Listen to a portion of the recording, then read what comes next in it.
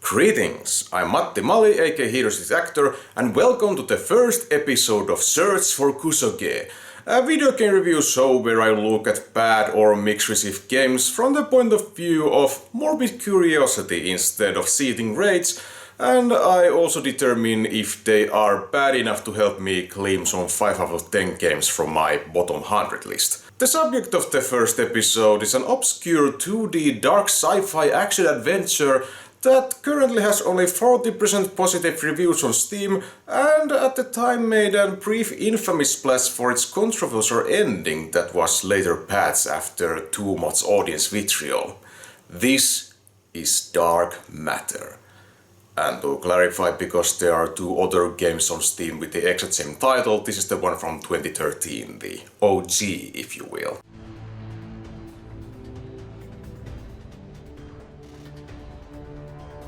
The main creative forces are the game/concept designer Igor Rafael and the producer/level designer Jeroen van Werkhoven, who both had previously collaborated on a more positively received strategy/first-person shooter hybrid multiplayer Nuclear Dawn.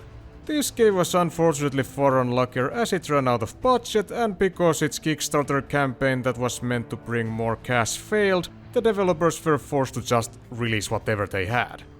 That does explain a thing or two, but let's start things off with an unnamed artificial intelligence voiced by DC Douglas, who explains the whole premise in one fell swoop. It probably would have been a better solution to slowly open the mystery of what is happening during the course of adventure, but you do you, game. The gist is that an exploration spaceship finds a strange anomaly from deep space, and when they try to contact it, they are met with hostile beings of light, later named as angels, and soon after a horde of parasitic creatures get released to cause more chaos, though it is unclear how connected these unfortunate events are with each other.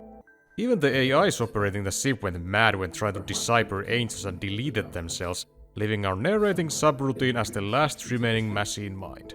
A long time later he finds the last remaining human from Deep Freeze, a nameless ensign who doesn't see a single thing during this whole game.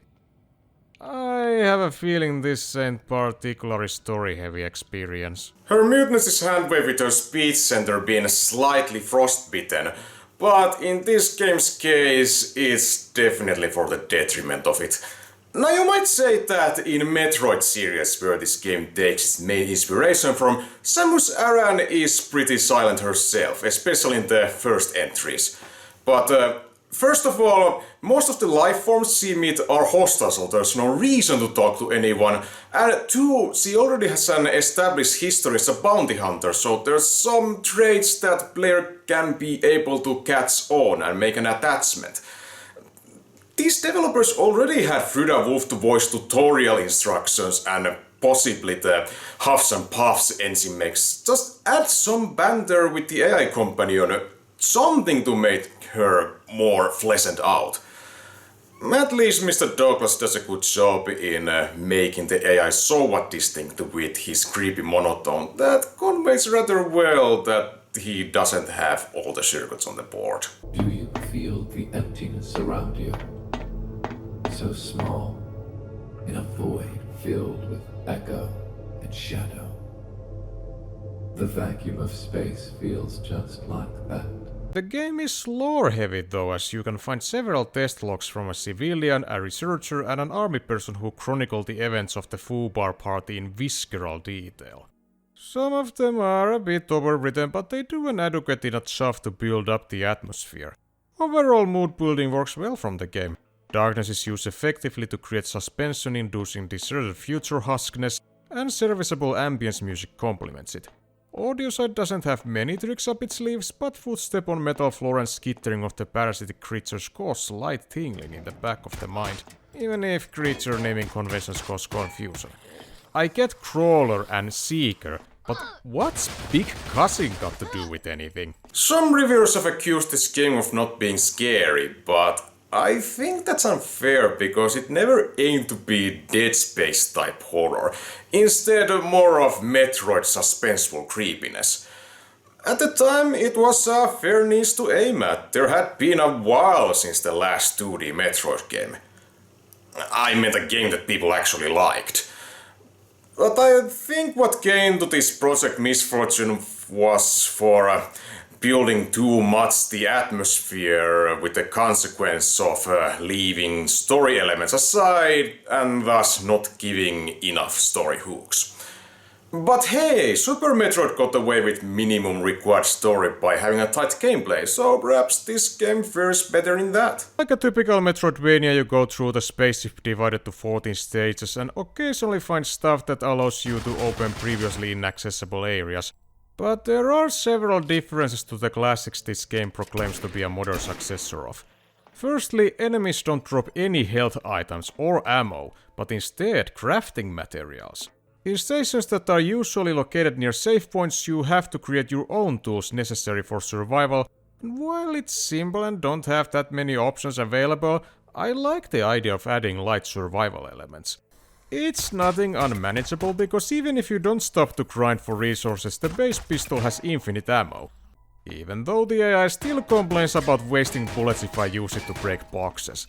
This game would have so needed a melee attack, especially in situations when an enemy corners me and I desperately try to jump, not remembering jumping won't save you in this world. This is a deliberate design choice because in the Kickstarter campaign the developers said they wanted to get rid of all pixel precision jumping puzzles, which fair, but as a side effect it removes all flexibility and complexness from combat encounters.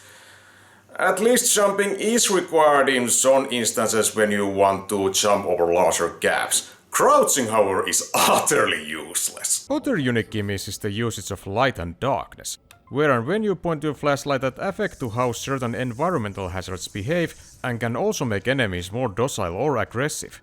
However, I don't ever recall it being that fruitful of a tactic, and like many other aspects of this game, light/darkness switcheroo isn't properly fleshed out. There is enough parasite variation to make battles not a complete dull fest, but it can get tedious just like exploration, that is otherwise rewarding with optional ammo type blueprints. Though exploration is necessary if you want more weapons than just pistol and shotgun. That more weapons is just assault rifle, the fourth weapon grenade launcher you won't get until just before the final boss.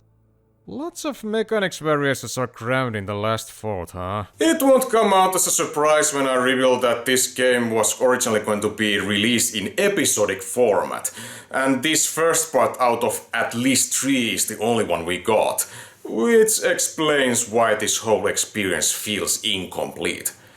It is in a much better state than at its launch where bugs were more numerous, and its ending was nothing more than white text on black screen explaining the climax, which by the way happens right out of nowhere in the middle of routine gameplay. You probably expected something more scandalous, but think of it, at least I can't recall a game commercially released that left its ending in such a hollow state. But as I mentioned before, its ending was later patched in, and it is a more emotionally satisfying cliffhanger. In the end, dark matter is inoffensive. The project faced a lot of setbacks, so it is a miracle it turned out to be even this middling. It has some neat gameplay ideas and building blocks for good atmosphere that have to soldier on while dragging more monotonous segments and watered down narrative with them. Even in this bare bones form, they can stimulate entertainment knobs in your brain for 4 to 6 hours, so if it's on a less than €2 sale and you have already completed all the better representatives of the genre, then maybe. Or you could just put Axiom Verge again. If LinkedIn is anything to go by, Mr. Raphael has since then left the industry and these days focuses on mental health software.